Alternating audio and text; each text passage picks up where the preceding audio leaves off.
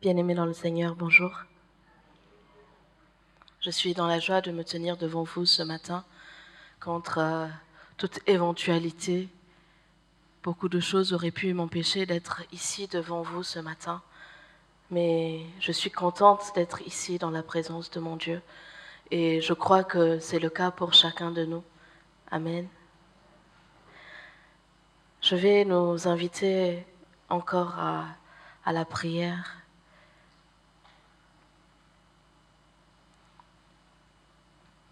Seigneur notre Dieu, nous te disons merci.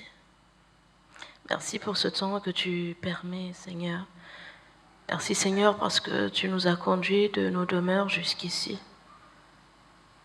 Nous te disons merci également, Seigneur, parce que tu nous as honorés de ta présence depuis le début de ce moment, Seigneur, et tu nous fais tellement du bien. Oui, Seigneur, nos âmes sont fertiles dans ta présence. Et nous croyons qu'en ce moment que nous voulons écouter ta parole, Seigneur, tu vas encore nous parler, tu vas encore nous transformer. Seigneur, je ne suis rien et sans toi, je ne peux rien. Je prie, Seigneur Dieu de gloire, que tu puisses parler à ton peuple, moi y compris, Seigneur. Que tu puisses nous parler, que tu puisses nous transformer. Utilise-moi tel que tu le veux, Seigneur. Chasse de ce lieu tout ce qui peut être distraction, Seigneur. Que ce soit nos pensées ou autre chose. Seigneur, nous bannissons toutes les flèches de l'ennemi dans le nom de Jésus. Et nous appelons notre concentration focalisée sur toi, Seigneur. Merci, Seigneur, parce que tu es présent. Oui, Seigneur, ce matin encore, nous voulons te dire que nous te faisons confiance, Seigneur. Nous te faisons confiance et que tu vas encore nous parler. Merci, Seigneur, que ton nom soit béni. C'est dans le nom de Jésus-Christ que nous t'avons ainsi prié. Amen. Amen. Alors, nous sommes dans la période de l'Avent. L'Avent, c'est l'Avent de Noël, où Noël, bon, je ne sais pas si tout le monde est au même diapason, donc je vais expliquer que Noël, ce n'est pas la fête du Père Noël, mais que c'est la célébration de la venue du Christ. C'est juste une commémoration de la venue du Christ. Et dans cette période, dans cette fête qui précède, dans cette période qui précède cette fête, l'Église en général, l'Église universelle, prend ce temps pour commémorer ce pourquoi le Seigneur envoie, ce pourquoi le Père envoie le Fils sur ce monde. Et ce matin encore, j'aimerais que nous puissions être dans cette attitude de méditation avec moi, que nous puissions voir pourquoi est-ce que Dieu le Père envoie le Fils sur cette terre. Et comme thème de ce matin, je nous propose Christ, le Prince de paix, vient réconcilier l'humanité avec le Père. Christ, le Prince de paix, vient réconcilier l'humanité avec le Père. Je ne sais pas dans quelle attitude nous sommes venus ce matin. Peut-être que nous étions invités par quelqu'un. Peut-être que nous sommes venus par habitude. Mais ce matin, j'aimerais nous dire que Christ n'est pas venu pour que nous puissions vivre une vie d'habitude, une vie d'activisme, mais il désire que nous puissions vivre une vie de communion avec le Père. Amen. Et pour ce faire, nous allons prendre nos Bibles dans Jean 3, du verset 16 au verset 21. Jean 3, du verset 16 au verset 21. C'est au moins le verset 16, je crois qu'il est connu de plusieurs ici. Car Dieu a tant aimé le monde qu'il a donné son Fils unique, afin que quiconque croit en lui ne périsse point, mais qu'il ait la vie éternelle. Dieu, en effet, n'a pas envoyé son Fils dans le monde pour juger le monde, mais pour que le monde soit sauvé par lui. Celui qui croit en lui n'est pas jugé. Celui qui croit en lui n'est pas jugé, mais celui qui ne croit pas est déjà jugé, parce qu'il n'a pas cru au nom du Fils unique de Dieu. Et voici le jugement. La lumière est venue dans le monde et les hommes ont aimé les ténèbres plus que la lumière parce que leurs œuvres étaient mauvaises. Car quiconque fait le mal a de la haine pour la lumière et ne vient pas à la lumière, de peur que ses œuvres ne soient réprouvées. Mais celui qui pratique la vérité vient à la lumière afin qu'il soit manifeste que ses œuvres sont faites en Dieu. Amen. Ici, Jean nous explique pourquoi le Père envoie le Fils dans ce monde. Ces derniers temps, cette année en général, nous avons dit que nous allons faire un focus sur l'amour et pour ceux qui étaient là également pour la NET et la préparation de la NET, nous avons médité sur l'amour. Et c'est poussé par son amour que Dieu le Père a envoyé son Fils pour que nous ne périssions pas, pour que nous ne puissions pas rester dans les ténèbres dans lesquelles nous étions, mais que nous puissions venir dans sa lumière. Et l'essence même de notre prédication ce matin, c'est le fait justement que nous avons quitté les ténèbres pour venir à la lumière. Oui, il dit ici que celui qui croit en lui n'est pas jugé. Celui qui croit en lui, c'est qui celui qui croit en lui? Est-ce que c'est le fait de savoir, oui, il y a un certain Jésus-Christ que, soi-disant, est venu sur cette terre à sauver, soi-disant, l'humanité, on ne sait pas trop. Bon, qu'est-ce qu'il veut dire par croire? Qu'est-ce que la foi en Christ? Qu'est-ce que la foi en Christ? C'est de croire que, effectivement, il nous réconcilie avec le Père. Il nous réconcilie avec le Père.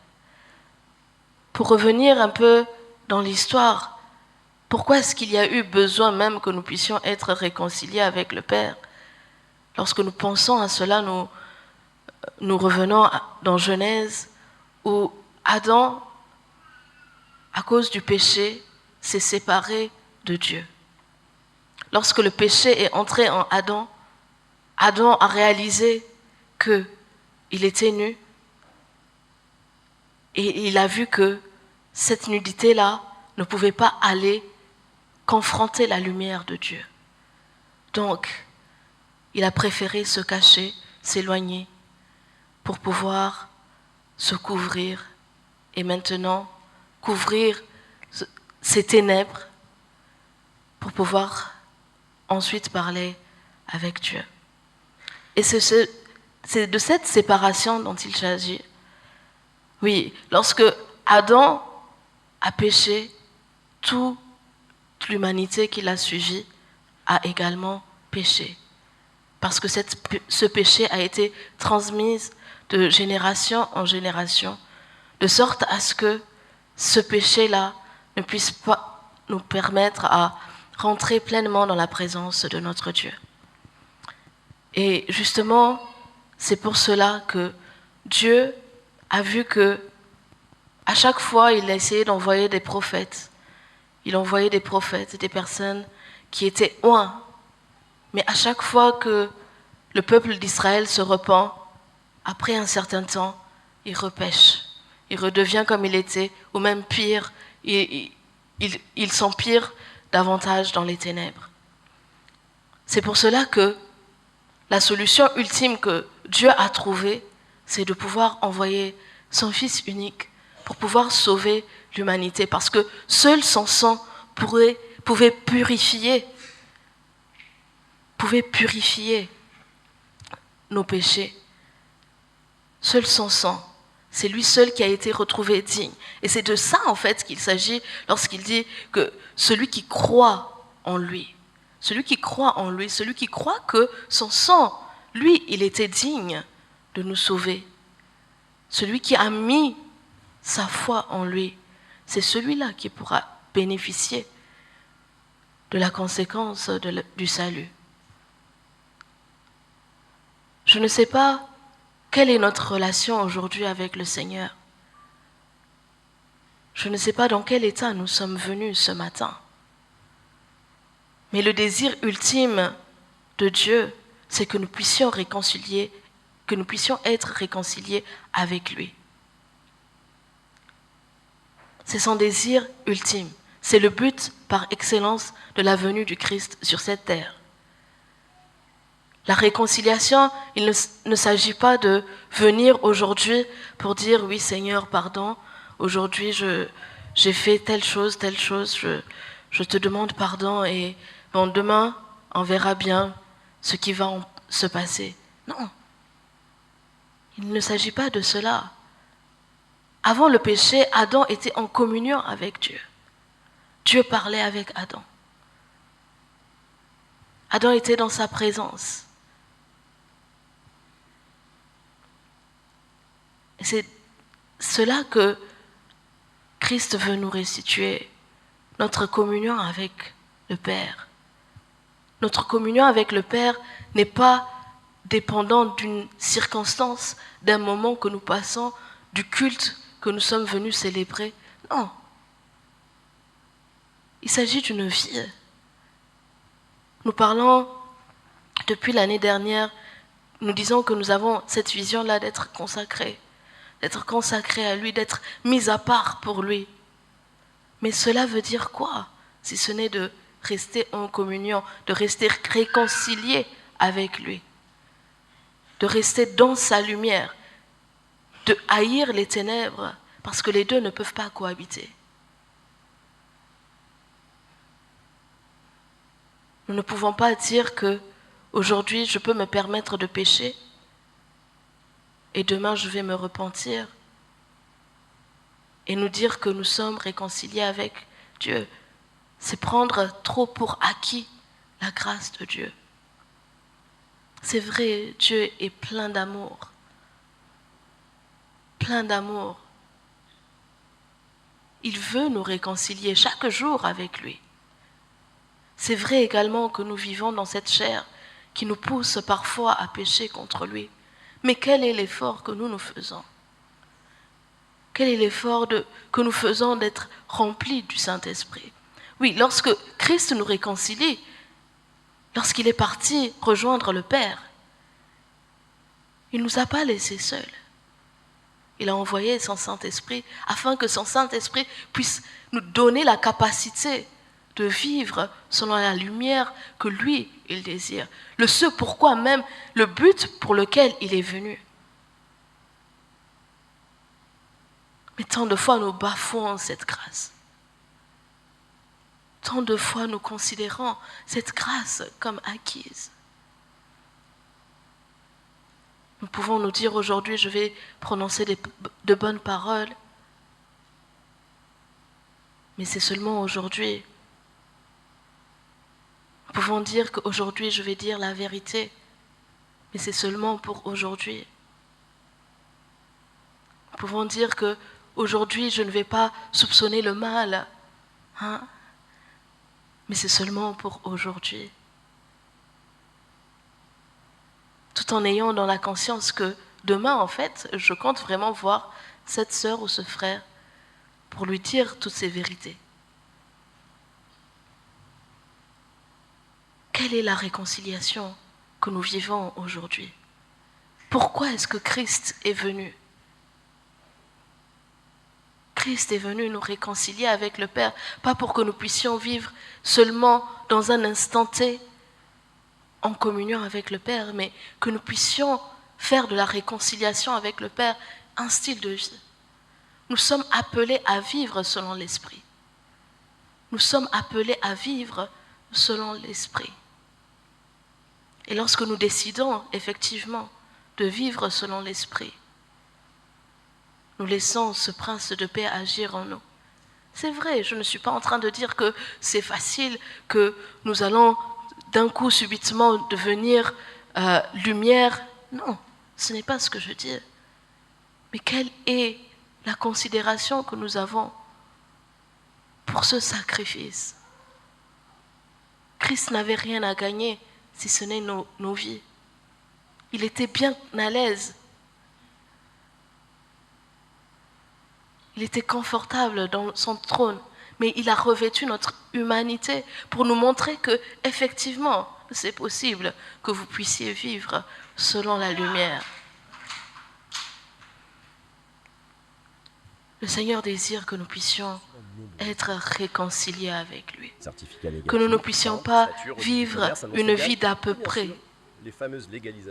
Une vie, tantôt je suis saint, tantôt je ne le suis pas. Non, une vie qui aspire à chaque jour. Chaque jour.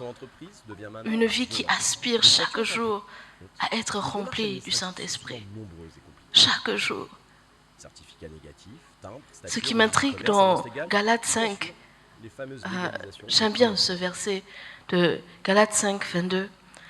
Je pense que nous allons le prendre. Il dit, mais le fruit de l'esprit est amour, joie, paix, patience, bonté, bienveillance, fidélité, douceur, maîtrise de soi. La loi n'est pas contre de telles choses. En fait, ce qui m'intrigue dans ce verset, c'est qu'il s'agit du fruit de l'esprit. Il s'agit d'un seul fruit. Il ne s'agit pas d'une addition, mais il s'agit d'une multiplication. Parce que si l'un manque, tout est annulé. Nous ne pouvons pas dire qu'aujourd'hui, je vais additionner, je vais faire l'amour, et ensuite, je vais travailler sur la loi, je vais travailler sur la bonté, je vais travailler sur la patience. Oui, nous travaillons à chaque fois sur les caractéristiques qui sont en nous que nous n'arrivons pas à bien vivre pleinement. Mais il ne s'agit pas d'une addition. Parce que si c'était une addition, ça allait être les fruits. Mais lorsque nous parlons du fruit, il s'agit d'une multiplication. Pour ceux qui aiment bien les maths, lorsque nous multiplions 1 fois 1 fois 1 fois 1 fois 0, le tout devient 0. Alors que si c'était une addition, on aurait pu dire, ce n'est pas grave, aujourd'hui je peux me contenter de 4, demain je vais essayer de faire 5, et ainsi de suite. Christ est venu nous réconcilier. Il désire que nous puissions vivre pleinement selon l'Esprit. Il désire que nous puissions être remplis du Saint-Esprit. Que nous puissions marcher selon les voies que le Seigneur a prévues pour nous. Oui, c'est notre consécration qui va, j'ai envie de dire, enfanter notre destinée. Quel est l'effort que nous fournissons? Oui, c'est par l'Esprit. Mais si l'Esprit est confronté chaque jour à des choses qui ne le conviennent pas, qui ne le mettent pas à l'aise, l'Esprit se calme et se tait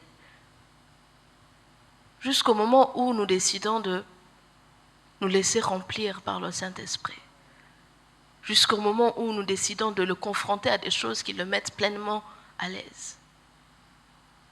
Jusqu'au moment où nous décidons d'être toujours et en tout temps remplis du Saint-Esprit, remplis de la parole de Dieu, toutes les choses qui mettent confortable le Saint-Esprit. Il n'y a pas moyen que nous puissions dire que nous vivons par l'Esprit et que nous ne puissions pas produire le fruit du Saint-Esprit.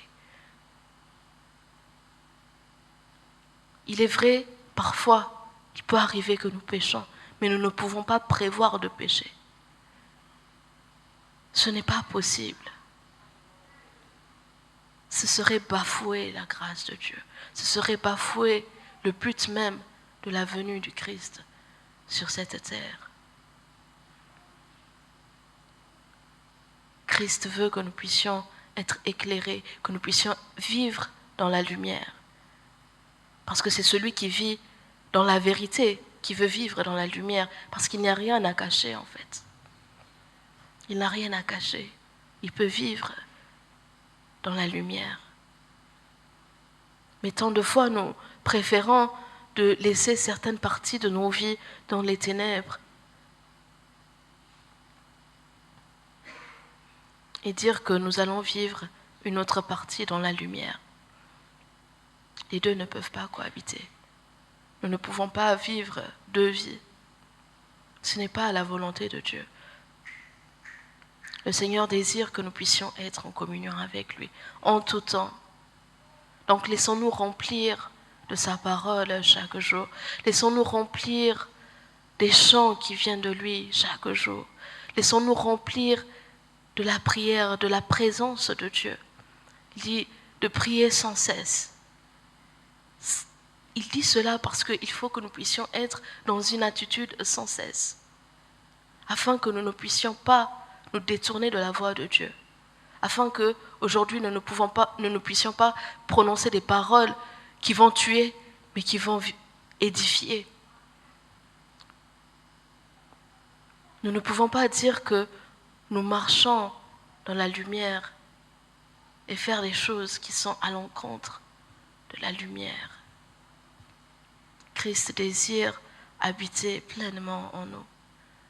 C'est le but pour lequel il a quitté son trône, pour venir nous sauver, pour venir nous réconcilier. Lorsque tout s'est accompli à la croix, le voile s'est déchiré. Le voile s'est déchiré de sorte à ce que rien ne puisse nous empêcher de rentrer pleinement dans la présence de Dieu. Rien ne puisse nous empêcher. Je ne sais pas dans quel état nous sommes ce matin. Mais Christ est venu pour nous. Il est venu pour toi, pour moi, pour celui qui est à ta gauche, à ta droite. Parce que nous sommes précieux pour lui. Nous sommes précieux pour lui. Et il sait que si nous restons en communion avec lui, ses desseins s'accompliront. Dans Jérémie 29, 11, dit « Je connais les projets que j'ai formés sur vous, projets de paix et non de malheur, afin que vous ayez un avenir plein d'espérance. » Tout à l'heure, je disais que c'est notre consécration qui enfantera notre destinée. Oui, ceux qui ont enfanté récemment ou ceux qui ont déjà enfanté le savent mieux que moi. C'est douloureux, mais ça vaut la peine. Ça vaut la peine. Christ désire que nous puissions être réconciliés avec le Père. Je ne sais pas si réellement tout à l'heure, quand nous avons passé les moments de repentance, tu t'es vraiment réconcilié avec lui. Mais je vais encore nous donner cette occasion-là, tout de suite. Mais que cette fois-ci, que ce soit véritablement un style de vie, que nous puissions être dans cette attitude de réconciliation, que nous puissions être dans cette attitude de prier sans cesse. Même quand nous ne prononçons pas des paroles, que nos cœurs soient en communion avec le Père grâce à la prière. Afin que lorsque nous parlons, lorsque nous agissons, que tout ce que nous sommes puisse être le reflet du fruit de l'Esprit. Qu'en nous, il n'y ait pas de ténèbres. Qu'il n'y ait pas de ténèbres, que nous ne puissions pas laisser une partie. Christ veut tout de nous. Il ne veut pas une partie de nous. Vous savez, la conséquence de la réconciliation, c'est que nous pouvons entrer pleinement dans la présence de Dieu. Et lorsque nous rentrons, en fait, on n'a pas besoin qu'on puisse nous dire « Levez-vous, faites ceci, priez, chantez ». Non. Parce que nous saurons, en fait, avec qui nous sommes en communion. Parce que nous ne sommes pas en communion avec lui juste quand nous venons ici, mais c'est un style de vie pour nous. C'est pour cela que Christ est venu. Pour que nous ne puissions pas vivre une vie d'à peu près, mais que nous puissions confondre les ténèbres. Que lorsque nous partons dans le monde, que notre lumière luise et que le monde voit effectivement qu'il y a une lumière en ce frère, en cette sœur. C'est le désir de Dieu pour nous. C'est ce pourquoi il a envoyé son Fils. Poussé par son amour.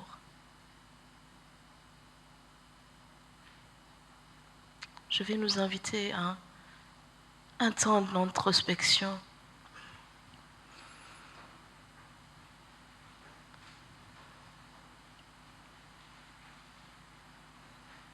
Sommes-nous réconciliés réellement avec le Christ? Sommes-nous réconciliés avec le Père?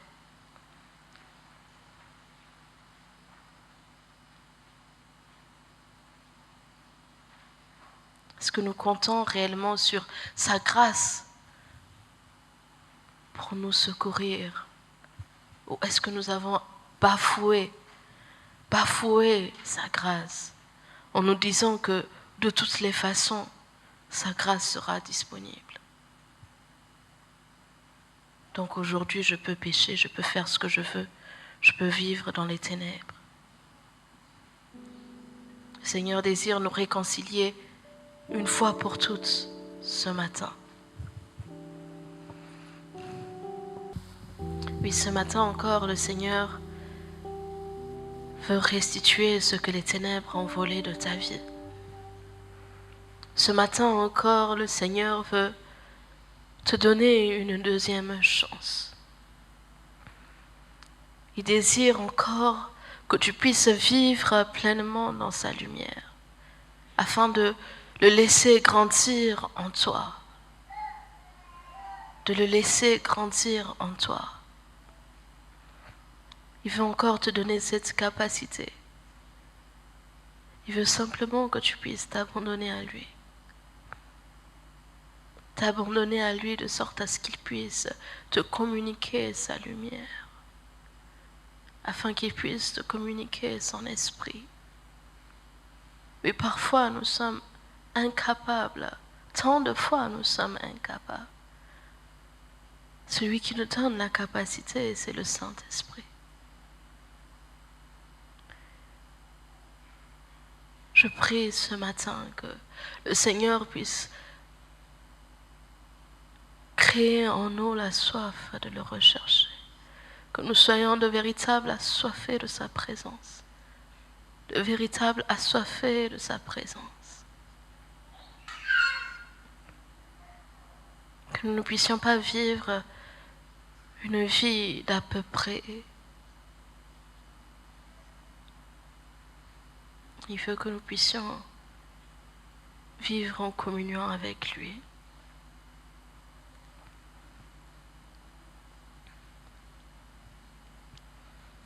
Seigneur notre Dieu, nous te disons merci. Merci Seigneur pour ta parole. Merci Seigneur pour ta présence au milieu de nous. Et Seigneur, je crois que c'est ton esprit qui convainc et je te bénis de ce que tu es en train de nous convaincre et de nous transformer en ce moment même, Seigneur. Merci parce que tu donnes la capacité à ceux qui en ont besoin, Seigneur. Cette capacité de vivre selon ton esprit. Cette capacité qui nous empêche de nous laisser corrompre. Cette capacité qui nous permet, Seigneur, de vivre selon ce que toi tu as prévu. Afin que nous puissions vivre cet avenir plein d'espérance que toi tu as prévu pour nous. Seigneur, permets à ce que nous soyons toujours et en tout temps en communion avec toi, afin que de nos bouches, de nos pensées, toute forme de péché puisse s'éloigner de nous, toute forme de ténèbres puisse s'éloigner de nous à cause de l'éclat de la lumière qui est en nous.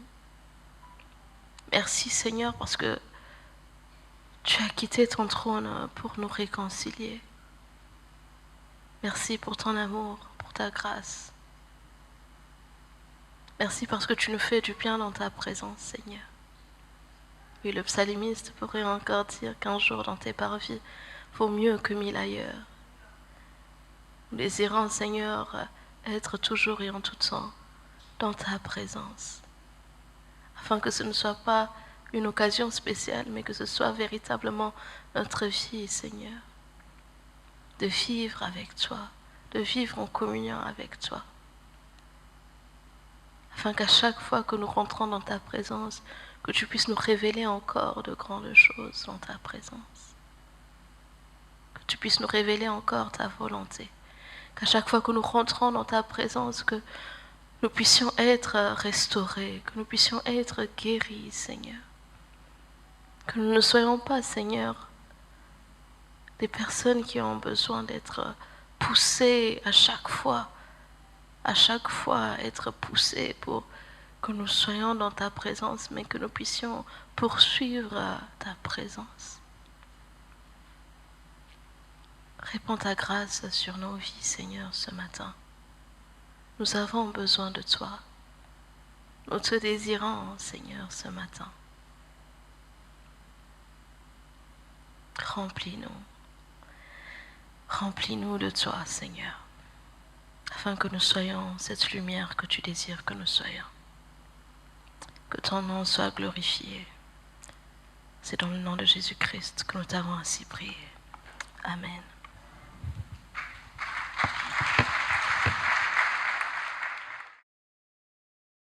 Calvin, let's go.